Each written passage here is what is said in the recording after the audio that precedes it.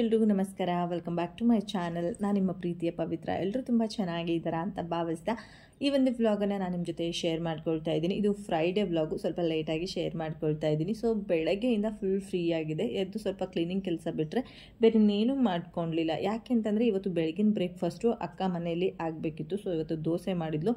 ಅಕ್ಕ ಮನೆಗೇ ಹೋಗಬೇಕಿತ್ತು, ಬಟ್ ನಾನು ಪೀರಿಯಡ್ ಆಗಿರೋದ್ರಿಂದ ಅಕ್ಕ ಮನೆಗೆ ಹೋಗಿಲ್ಲ. ಇದೇನು ಹೊಸದಾಗಿ ಹೇಳ್ತಿದ್ದೀನಿ ಅಂತ ಅಂದ್ಕೊಳ್ತಿದ್ರೆ ಹಾಗೇನಿಲ್ಲ. ಅಕ್ಕನ ಮನೆಯಲ್ಲಿ ಅಕ್ಕ ಮತ್ತು ಅಕ್ಕನ ಮಗನಿಗೆ ಒಬ್ಬರು ಸ್ವಾಮಿಯರು ವಿಶೇಷವಾದ ಪೂಜೆಯನ್ನು ಕೊಟ್ಟಿದ್ದಾರೆ. 15 ದಿನಗಳ ಕಾಲ ಪೂಜೆ ಕೊಟ್ಟಿದ್ದಾರೆ.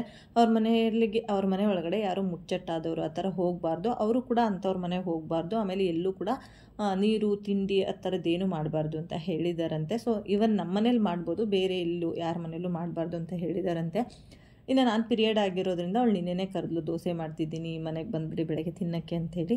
ನಾನು ಇಲ್ಲಕ್ಕ ನನಗೆ ಈ ಥರ ಇದೆ, ಮತ್ತು ನೀವು ಪೂಜೆ ಹಿಡ್ದಿದ್ದೀರಲ್ಲ ನಾನು ಬರಲ್ಲ ಅಂತ ಹೇಳಿದೆ. ಸೊ ಹಾಗಂತ ಹೇಳಿದ್ದಕ್ಕೇ ದೋಸೆ ಹಿಟ್ಟು ಜೊತೆ ಚಟ್ನಿ ಪಲ್ಯ ಎಲ್ಲ ರೆಡಿ ಮಾಡಿ ಕೊಟ್ಟು ಕಳಿಸಿದ್ಲು.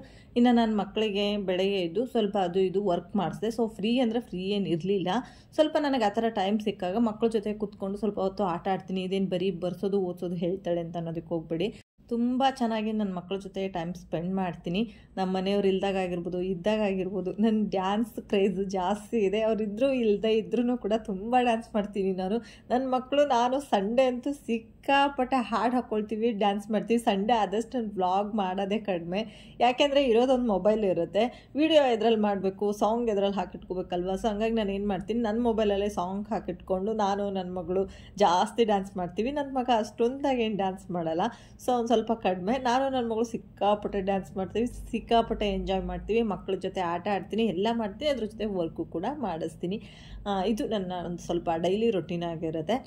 ಇನ್ನು ಬೆಳಗ್ಗೆ ಬ್ರೇಕ್ಫಾಸ್ಟ್ ಮುಗಿಸಿ ಮಕ್ಕಳನ್ನ ಸ್ಕೂಲಿಗೆ ಕಳಿಸ್ದೆ. ಇನ್ನು ನಮ್ಮ ಮನೆಯವರು ಕೂಡ ಕೆಲಸಕ್ಕೆ ಹೋಗಬೇಕಿತ್ತು. ಅವ್ರು ಕೆಲಸಕ್ಕೆ ಹೋಗೋಕ್ಕಿಂತ ಮುಂಚೆ ಸ್ವಲ್ಪ ದಾಸವಾಳದ್ದು ಎಲ್ಲ ಹರಿಗಳನ್ನ ಕಡ್ದು ಹಾಕಿ ಅಂತ ಹೇಳಿದೆ.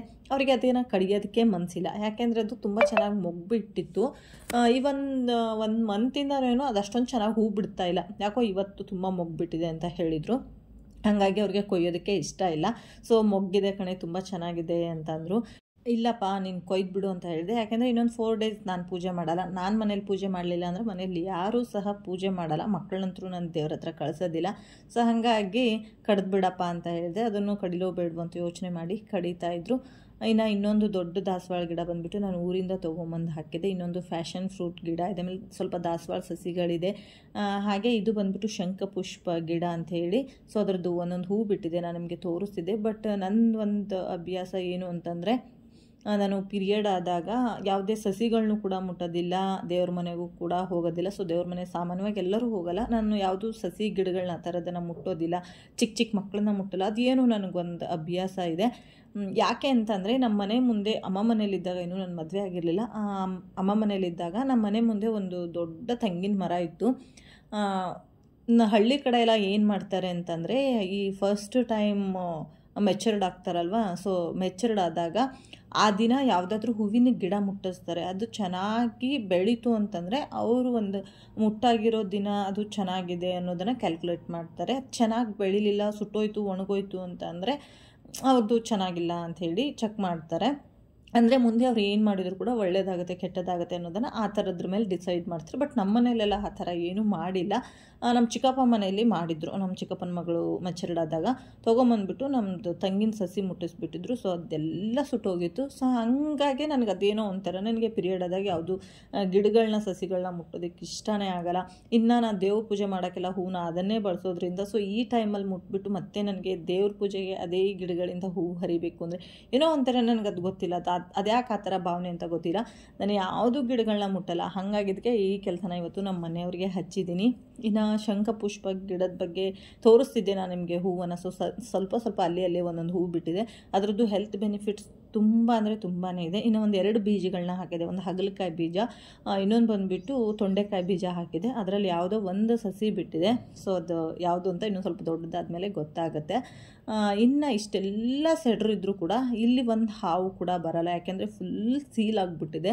ಇನ್ನು ವಿಂಡೋಸ್ ಮಾತ್ರ ನಾವು ಅವಾಗ ತೆಗಿತೀವಿ. ಯಾವಾಗ ಅಂತಂದರೆ ಮ್ಯಾಟು ಅದನ್ನೆಲ್ಲ ತೊಳೆದು ಇಲ್ಲೇ ಒಳಗಡೆ ಒಣ ಹಾಕಿರ್ತೀವಲ್ಲ, ಸ್ವಲ್ಪ ಗಾಳಿಗೆ ಒಣಗಲಿ ಅಂತ ಹೇಳಿ ತೆಗಿತೀವಿ. ಅದೆಲ್ಲ ಒಣಗಿದ್ಮೇಲೆ ಮತ್ತೆ ಕ್ಲೋಸ್ ಮಾಡ್ಕೊಂಡು ಹೋಗ್ತೀವಿ. ಇಲ್ಲಿ ಮಕ್ಕಳದೆಲ್ಲ ಸೈಕಲ್ಸು ಆ ಥರ ಇಟ್ಟಿರ್ತೀವಿ. ಹಾಗೆತ್ರೂ ಕೂಡ ಅಲ್ಲಿ ಯಾವತ್ತೂ ನಮಗೆ ಒಂದು ಹಾವು, ಜರಿ, ಚೇಳು ಆ ಥರ ಏನೂ ಕಂಡಿಲ್ಲ. ಇನ್ನು ಇಲ್ಲೂ ಕೂಡ ತುಂಬಾ ಗಿಡ ಬೆಳ್ಕೊಂಡಿತ್ತು, ಅಂದರೆ ಅದನ್ನೆಲ್ಲ ಕಡ್ದು ಹಾಕಿದ್ರಲ್ವ ಮತ್ತೆ ಚಿಗಿತಾ ಇತ್ತು. ಮತ್ತೆ ನಮ್ಮನೆಯವರೆಲ್ಲ ಕಡ್ದು ಹಾಕಿದ್ದಾರೆ. ಸೊ ಹುಳ ಹುಪ್ಪಡಿ ಬರಬಾರ್ದು ಅನ್ನೋ ಕಾರಣಕ್ಕೆ ಅವರು ಕೂಡ ಕೆಲ್ಸಕ್ಕೆ ಹೋದರು. ನಂದು ಕೂಡ ಬ್ರೇಕ್ಫಾಸ್ಟ್ ಎಲ್ಲ ಮುಗೀತು. ಸೊ ಇನ್ನು ನೆಕ್ಸ್ಟು ನಂದು ಕೆಲಸ ಬಂದುಬಿಟ್ಟು ಪಾತ್ರೆ ಎಲ್ಲ ತೊಳಿಬೇಕು. ಅದಕ್ಕಿಂತ ಮುಂಚೆ ಕೆನೆ ಎಲ್ಲ ತೆಗೆದಿಡೋಣ ಅಂತ ಹೇಳ್ಬಿಟ್ಟು ಸಣ್ಣ ಉರಿಯಲ್ಲಿ ನಾನು ಹಾಲನ್ನು ಕಾಯೋದಕ್ಕೆ ಇಟ್ಟಿದ್ದೀನಿ. ಇದು ಬಂದುಬಿಟ್ಟು ನಿನ್ನೆ ನೈಟ್ ಕಾಯಿಸಿರೋ ಹಾಲಿನ ಕೆನೆನ ತೆಗೆದುಬಿಟ್ಟು ಮತ್ತೆ ನಾನು ಹಾಲನ್ನ ಕಾಯೋದಕ್ಕೆ ಇಟ್ಟಿದ್ದೆ. ಹಾಲನ್ನ ಸಣ್ಣ ಉರಿಯಲ್ಲಿ ಕಾಯಿಸೋದ್ರಿಂದ ಬೆಣ್ಣೆ ಥರ ಕೆನೆ ಬರುತ್ತೆ. ಎಷ್ಟು ಚೆನ್ನಾಗಿ ಕೆನೆ ಬರುತ್ತೆ ಅಂತಿರೋ, ತುಂಬ ಚೆನ್ನಾಗಿ ಬರುತ್ತೆ. ಇನ್ನು ಪಾತ್ರೆ ತೊಳಿಬೇಕು. ಸಾಂಬಾರು ಕೂಡ ಇತ್ತು, ಹಾಗೆ ದೋಸೆ ಹಿಟ್ಟು ಕೂಡ ಸ್ವಲ್ಪ ಇತ್ತು. ಇನ್ನು ದೋಸೆ ಹಿಟ್ಟು ಮಕ್ಕಳು ಸಂಜೆ ಬಂದು ಅವ್ರು ಏನಾದರೂ ದೋಸೆ ತಿನ್ನೋಂಗಾಗಿದೆ ಅಂದರೆ ಮಾಡಿಕೊಡ್ತೀನಿ, ಇಲ್ಲ ಅಂತಂದರೆ ಇಲ್ಲ. ಸಾಂಬಾರಿತ್ತು, ಸ್ವಲ್ಪ ರೈಸ್ ಕೂಡ ಮಾಡ್ಕೋಬೇಕು. ಮತ್ತು ನಮ್ಮ ಮನೆಯವರು ಮಧ್ಯಾಹ್ನ ಊಟಕ್ಕೆ ಬರ್ತಾರೆ. ಸೊ ಹಾಗಾಗಿ ಅವ್ರು ಮಧ್ಯಾಹ್ನ ಊಟಕ್ಕೆ ಬರೋ ಅಷ್ಟರಲ್ಲಿ ನಂದು ಕ್ಲೀನಿಂಗ್ ಕೆಲಸ ಅದೆಲ್ಲ ಮುಗಿಸ್ಬೇಕು. ಹಾಗೆ ನನ್ನ ಲೈಫಲ್ಲಿ ಫಸ್ಟ್ ಟೈಮ್ ಕಳ್ತನ ಮಾಡಿದ್ದೀನಿ. ಅದು ಹೇಳಿಬಿಟ್ಟು ಕಳ್ತನ ಮಾಡಿದ್ದೀನಿ. ಯಾಕೆ ಹೇಳ್ತಿದ್ದಾಳೆ ಅಂತಿದ್ರಾ? ಏನಿಲ್ಲ ಸ್ನೇಹಿತರೆ, ಹೋದ ಸರಿ ಒಂದು ಮನಿ ಪ್ಲ್ಯಾಂಟ್ನ ತಂದು ಹಾಕ್ಕೊಂಡಿದ್ದೆ. ಅದು ನನ್ನ ಫ್ರೆಂಡ್ ಮನೆ ಮುಂದೆ ಇತ್ತು. ಅವಳನ್ನ ಕೇಳಿ ಇಸ್ಕೊಂಬಂದು ಹಚ್ಚಿದ್ದೆ. ಅವತ್ತೇ ಅವಳು ಹೇಳಿದ್ಲು, ಇದು ಕೇಳಿ ಇಸ್ಕೊಂಡು ಹೋದರೆ ಹತ್ತಲ್ಲ ಕಣೆ, ನೀನು ನನಗೆ ಕೇಳಬಾರ್ದಿತ್ತು, ಹಾಗೆ ಕಿತ್ಕೊಂಡು ಹೋಗ್ಬೇಕಿತ್ತು ಅಂತ ಅಂದು. ಬಟ್ ಯಾರೇ ಆಗಲಿ ಅವ್ರ ಮನೆ ಮುಂದೆ ಒಂದು ಸಸಿ ಒಂದು ಗಿಡಗಳನ್ನ ಬೆಳೆಸಿರ್ತಾರೆ ಅಂದರೆ ಅಷ್ಟು ಪ್ರೀತಿ ವಾತ್ಸಲ್ಯ ಅದಕ್ಕೆ ಕೊಟ್ಟಿರ್ತಾರೆ ಅವರು. ಹಂಗೆ ಕೇಳ್ದಂಗೆ ಮುಟ್ಟಬಾರ್ದು ಅಂತಬಿಟ್ಟು ಕೇಳಿ ಇಸ್ಕೊಂಬಂದಿದ್ದೆ. ಅದು ಹತ್ತಲಿಲ್ಲ ನನಗೆ ಸರಿಯಾಗಿ. ಹಾಗಾಗಿ ಅವಳ ಹತ್ರ ಹೋಗಿ ಹೇಳಿದೆ, ಅದು ಹತ್ತಲಿಲ್ಲ ಕಣೆ ಅಂತ ಅಂದಿದ್ದಕ್ಕೆ, ನೀನು ಕೇಳಿ ಇಸ್ಕೊಂಡು ಹೋಗಿಲ್ಲ ಅದಕ್ಕೆ ಹತ್ತಿಲ್ಲ, ಇನ್ನೊಂದು ಸರಿ ಯಾವಾಗಲಾದರೂ ನಾವು ಎಲ್ಲಾದರೂ ಹೋದಾಗ ಅಥವಾ ಏನಕ್ಕಾದ್ರೂ ಮನೆಗೆ ಬಂದಾಗ ನಮ್ಗೆ ಹೇಳಿಬಿಡ, ಹಾಗೆ ಕಿತ್ಕೊಂಡು ಹೋಗು ಅಂತ ಹೇಳಿದ್ಲು. ಮೊನ್ನೆ ಅವ್ರ ಮನೆ ಹತ್ರ ಹೋದಾಗ ಅವ್ರ ಮನೇಲಿ ಯಾರೂ ಇರಲಿಲ್ಲ. ಸೊ ಹಾಗಾಗಿ ಕಿತ್ಕೊಂಡು ಬಂದಿದ್ದೆ. ಅವಳಿಗೆ ಹೇಳಿ ಇಟ್ಟಿದ್ದೆ ನಾನು, ಸೊ ಯಾವತ್ತಾದರೂ ಒಂದಿನ ಕಿತ್ಕೊಂಡು ಹೋಗ್ತೀನಿ, ಆಮೇಲೆ ನನಗೆ ಬೈಕೋಬೇಡ ಅಂತ ಹೇಳಿದ್ದೆ. ಇಲ್ಲ ಕಣೆ ಕಿತ್ಕೊಂಡು ಹೋಗು ಅಂತ ಹೇಳಿದ್ಲು. ಸೊ ಹಾಗಾಗಿ ಒಂದು 4-5 ದಿನದ ಹಿಂದೆ ಅವ್ರ ಮನೆ ಹತ್ರ ಹೋದಾಗ ಆ ಒಂದು ಮನಿ ಪ್ಲ್ಯಾಂಟ್ದು ಸ್ವಲ್ಪ ಸಸಿನ ಮುರ್ಕೊಂಬಂದಿದೆ. ಸೊ ಅದನ್ನು ಒಂದು 2 ಹತ್ರ ನಾನು ಹಾಕಿಟ್ಟಿದ್ದೀನಿ. ಒಂದು ವಿಂಡೋ ಹತ್ರನೂ ಕೂಡ ಇಟ್ಟಿದ್ದೀನಿ. ಎಲ್ಲಿ ಹತ್ತುತ್ತೋ ಗೊತ್ತಿಲ್ಲ, ಎಲ್ಲಾದರೂ ಒಂದು ಕಡೆ ಚೆನ್ನಾಗಿ ಹತ್ತಲಿ ಅನ್ನೋ ಒಂದು ಭಾವನೆಯಿಂದ ಇಟ್ಟಿದ್ದೀನಿ. ಅದಾದಮೇಲೆ ಸಣ್ಣ ಪುಟ್ಟ ಕೆಲಸಗಳನ್ನೆಲ್ಲ ಮುಗಿಸ್ಕೊಂಡೆ. ಮತ್ತೆ ಸಂಜೆ ಒಂದು ವ್ಲಾಗ್ ನಾನು ನಿಮ್ಮ ಜೊತೆ ಶೇರ್ ಮಾಡ್ಕೊಳ್ತಾ ಇದ್ದೀನಿ. ಮಕ್ಕಳು ಬಂದ ತಕ್ಷಣ ಏನಾದರೂ ಕೇಳ್ತಾನೆ ಇರ್ತಾರೆ. ಮೊನ್ನೆ ನಮ್ಮ ಮನೆಯವರು ಊರಿಂದ ಬರುವಾಗ ಒಂದು ಪಪ್ಪಾಯ ಕಾಯಿ ಅಂದರೆ ಪೂರ್ತಿ ಕಾಯಲ್ಲ, ದೋರ್ಗಾಯಿ ಆಗಿತ್ತು, ಆ ಥರ ತೊಗೊಂಬಂದಿದ್ರು.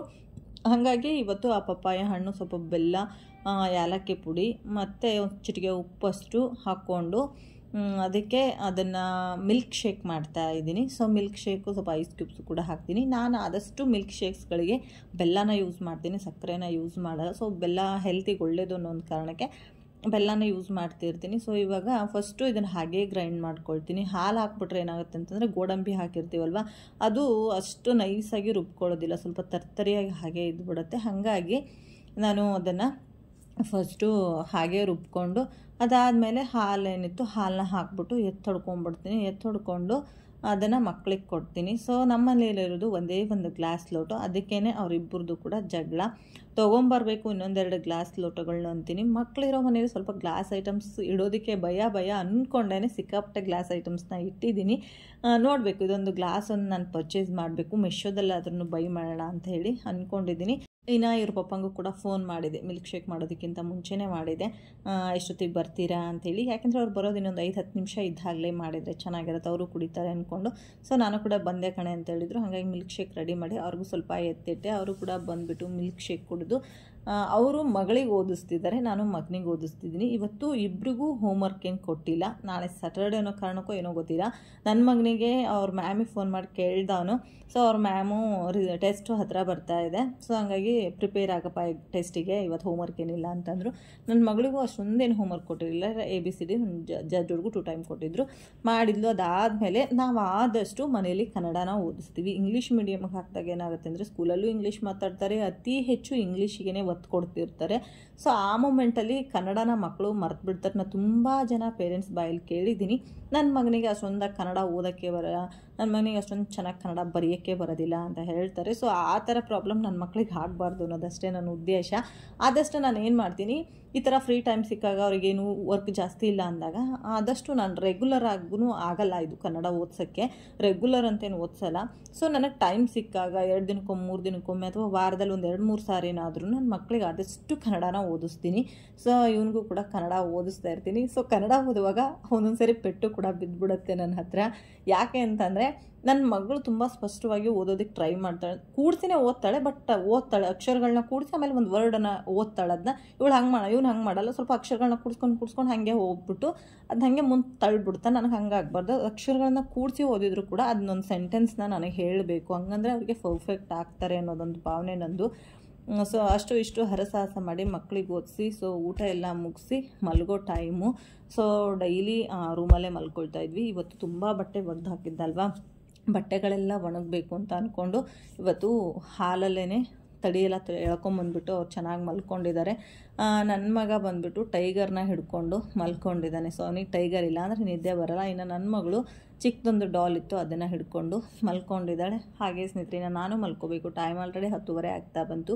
ಇದ್ರ ಜೊತೆ ಇವತ್ತಿನ ವ್ಲಾಗ್ ಕೂಡ ಎಂಡ್ ಮಾಡ್ತಾಯಿದ್ದೀನಿ. ಈ ವ್ಲಾಗ್ ಖಂಡಿತ ನಿಮ್ಮೆಲ್ಲರಿಗೂ ಇಷ್ಟ ಆಗಿದರೆ ಲೈಕ್ ಮಾಡಿ, ಸಬ್ಸ್ಕ್ರೈಬ್ ಮಾಡಿ. Thank you for the watching. Bye.